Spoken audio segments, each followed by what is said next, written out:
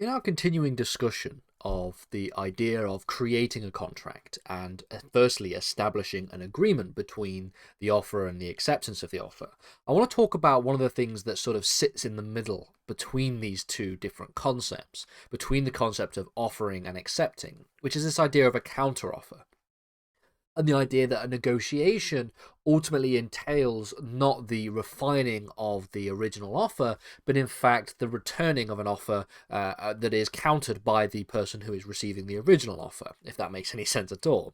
We'll get to what this means in a second. So ultimately, the way the law understands the counteroffer within the law of contract is that essentially it recognizes this mirror principle that exists within the idea of agreement between offering and accepting, which is essentially telling us that the acceptance of the offer must balance that of the offer itself. There must be a balance. You have to accept everything in terms of what is offered. You have to accept the terms that are offered. This therefore means that if you are going to accept an offer that is made to you, you have to accept the offer at the terms which are sent and in the condition that it is sent at. And so as a result of this, if you were, for example, to try and change the terms of the offer and then make an acceptance on the basis of this, you are not accepting a modified offer. You're not making a modified acceptance of the original offer. What you are doing is making a counter offer instead.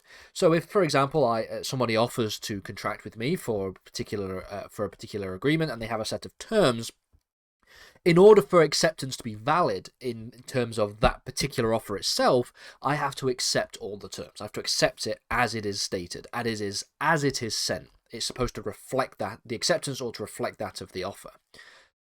But if I decide, you know what, some of these terms I don't particularly like, I don't particularly agree with this term and this term, I'd like to negotiate this, I'd like to turn these terms down or maybe modify them in a way, and then once I've done that, I'm going to accept that offer.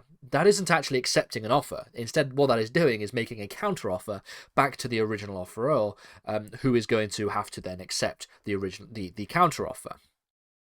And so it means that the negotiation of contracts, depending on the type of contracts, the complexity, and the back and forth that may be had, may actually involve a multitude of different offers and counter-offers being presented by each of the parties to each other.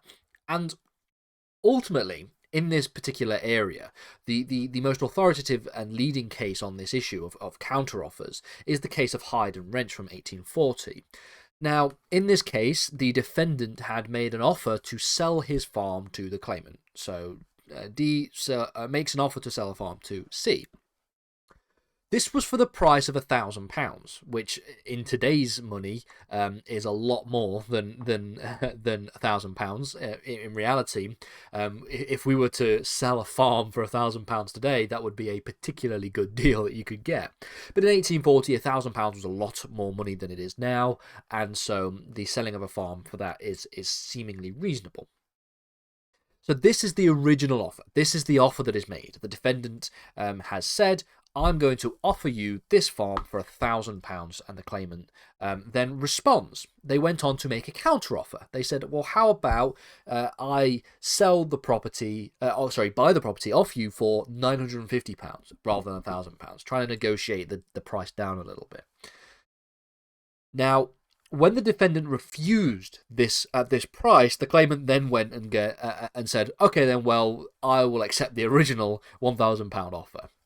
That is the kind of sneaky little negotiating debate tactic that was done in this particular case. They said, well, what about 950? No. Okay, then, well, I'll accept 1,000.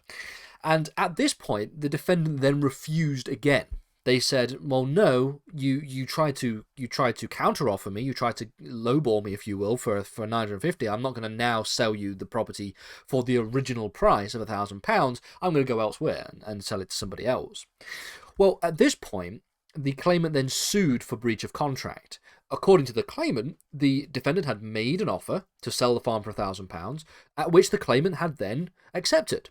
there was a little bit of a back and forth in the middle where there was this potential of selling the property for £950, but when this was refused, the claimant went and said, okay, well, I accept the original offer, and therefore a contract is made, and a contract is therefore valid. That is the argument that the claimant made. Now, it was held in the courts that there could not be a successful claim for breach, since there was never an original agreement. There was an original offer, but this original offer was never accepted. When the defendant made this £1,000 offer originally, this offer was destroyed when the claimant tried to make a counter-offer, and so the £950 offer, on the other hand, by the claimant back to the defendant, was actually the thing that negated the original £1,000 offer. And so, as a result of which, when that was then refused, it means that there was no offer at all on the table. There was no valid offer, and therefore no valid way you can accept said offer and form a contract. According to Lord Langdale, the plaintiff made an offer of his own to purchase the property for £950, and he thereby rejected the offer previously made by the defendant.